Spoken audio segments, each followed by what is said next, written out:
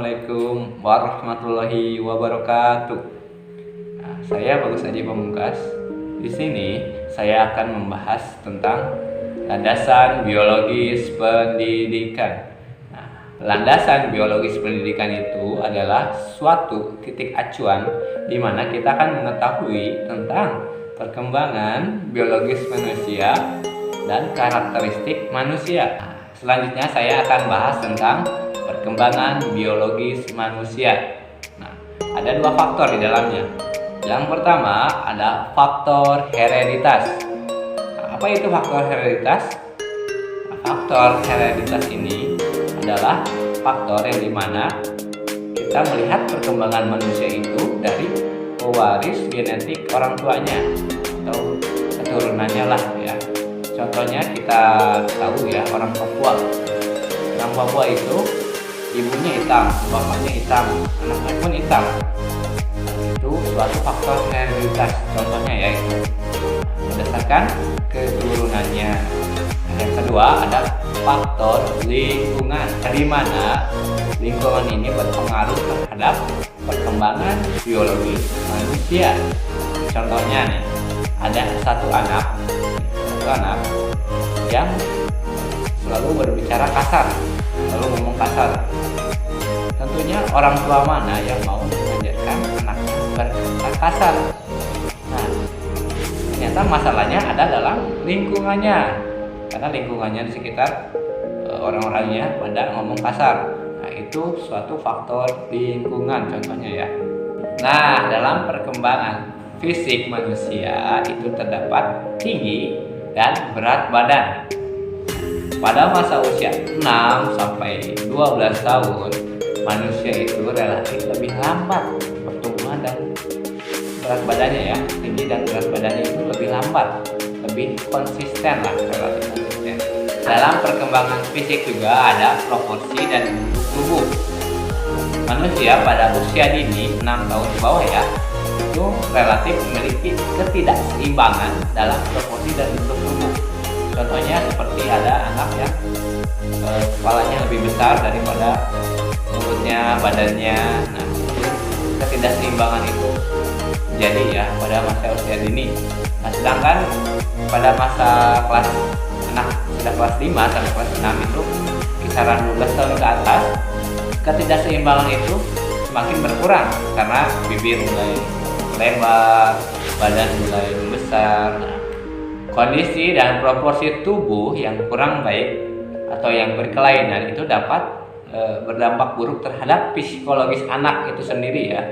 Contohnya seperti ketidakpuasan, penolakan terhadap dirinya, itu hal-hal yang negatif akan bertimbul di situ. Hal demikian itu tentunya mempengaruhi tentang kepribadian anak, kurang percaya diri lah, stres lah, dan lain sebagainya. Dalam perkembangan fisik manusia itu ada otak. Otak itu suatu aspek terpenting dalam tubuh kita.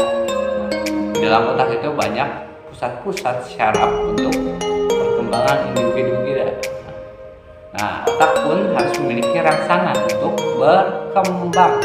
Dan jika tidak punya rangsangan, tidak akan berkembang. Nah, yang terakhir ada keterampilan motorik.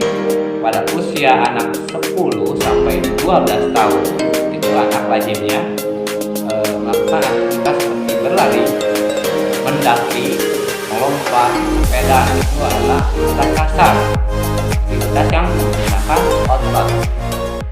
Implikasi biologi bagi pendidikan.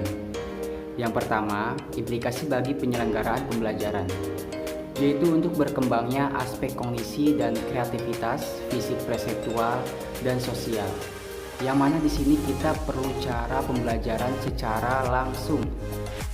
Yang dapat kita lakukan diantaranya, yang pertama, memperhatikan individu anak, sehingga kita lebih memperhatikannya secara fleksibel. Yang kedua, melakukan dengan cara yang variatif, dapat melakukan eksperimen atau permainan maupun observasi dan lain sebagainya. Yang ketiga, melibatkan media dan sumber belajar yang lebih menarik bagi anak. Implikasi yang kedua adalah bagi pemeliharaan kesehatan dan nutrisi anak, yang mana Faktor kesehatan atau penanaman kebiasaan sehat itu perlu dari sejak dini. Yang dimaksudkan menjaga kebersihan diri, pakaian, lingkungan, maupun makanan. Yang dapat dilakukan sekolah untuk mendukung pemeliharaan kesehatan dan nutrisi tersebut, diantaranya yang pertama, memeriksa secara rutin kepada Departemen Kesehatan, menjaga lingkungan yang sehat dan bersih, pembinaan kepada pedagang yang ada di lingkungan sekolah ataupun kantin, dan juga kerjasama orang tua, murid, dan masyarakat di lingkungan sekolah. Karakteristik fisiologi manusia tentang masalah fisiologi dan fungsinya. Fisiologi ini juga termasuk cabang dari biologi, yaitu berlangsungnya sistem kehidupan. Fisiologi diambil dari kata fisis dan logos, yang artinya alam dan cerita. Ada sebuah pendapat yang dikemukakan oleh Otto dan Towel bahwa organ-organ tubuh bekerja bersama-sama melakukan pekerjaan khusus yang membantu suatu sistem, bahkan hal sederhana sekalipun. Contohnya, kita bisa mengamati pertumbuhan anak. Setelah lahir, setiap anak itu tidak langsung berlari, tidak langsung berjalan, melainkan dia bertahap dari merangkak, berdiri, kemudian barulah ia bisa berjalan. Dan setiap anak tersebut membutuhkan bantuan orang dewasa. Untuk melatihnya berdiri, untuk melatihnya berjalan, itu memerlukan bantuan dari orang-orang yang bisa, yaitu orang yang dewasa. Dan pertumbuhan ini tidak hanya jasmani saja, melainkan termasuk juga pertumbuhan secara mental. Implikasi fisiologi dalam pendidikan. Yang pertama, tempat jasmani pendidikan. Kedua, fisiologi pembiasaan. Ketiga, batas kapasitas otak anak. Keempat, latihan secara manual. Kelima, bermain sehingga melakukan ekspresi fisik secara spontan. Yang keenam, melakukan gym atau olahraga secara sadar. Dan yang terakhir adalah beraktivitas. Saya akan menjelaskan pengertian sosiologi kebudayaan dan landasan sosial budaya pendidikan. Pengertian sosiologi. Sosiologi adalah ilmu yang mempelajari tentang aktivitas sosial manusia. Sedangkan kebudayaan adalah hasil cipta karya dan rasa manusia, yaitu berupa kepercayaan, norma-norma, nilai dan perilaku manusia itu sendiri. Para sosiolog membedakan kebudayaan itu menjadi dua bentuk, yaitu kebudayaan materi dan non-materi. Kebudayaan non-materi yaitu ciptaan manusia yang tidak dapat dilihat. Contohnya seperti dongeng, cerita rakyat, dan tarian tradisional. Sedangkan kebudayaan materi yaitu karya manusia yang dapat dilihat, seperti rumah adat dan alat transportasi. Fungsi sosial budaya terhadap pendidikan yaitu 1. Mewujudkan masyarakat yang cerdas. 2. Transmisi budaya. 3. Pengendalian sosial. 4. Meningkatkan iman dan takwa kepada Tuhan Yang Maha Esa. 5. Analisis kedudukan pendidikan dalam masyarakat. Keragaman budaya dalam pendidikan.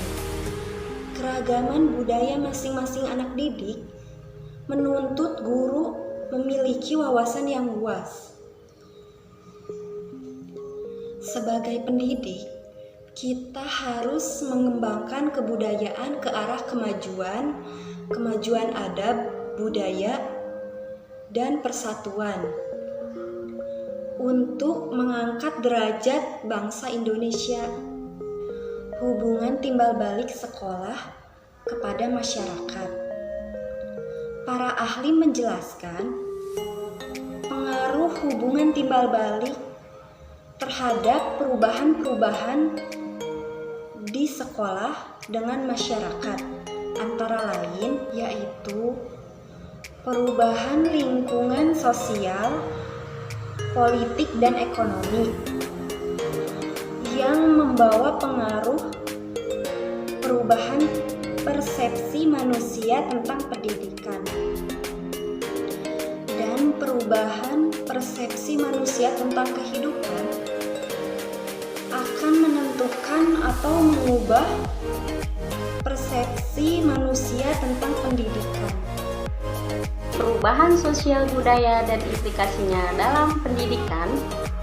Ada 3 faktor utama penyebab dari perubahan itu, diantaranya perkembangan ilmu pengetahuan dan teknologi, kependudukan, lingkungan hidup.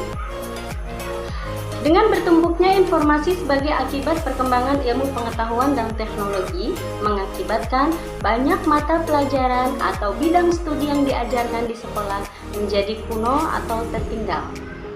Maka dari itu, guru harus memahami bidang-bidang ilmu baru seperti teknologi umum, ilmu informasi, dan ilmu tentang lingkungan. Guru juga harus berusaha mempelajari dan mengaplikasikan bentuk-bentuk pengajaran baru yang berdasarkan intern dan antardisiplin atau metode pembelajaran terpadu.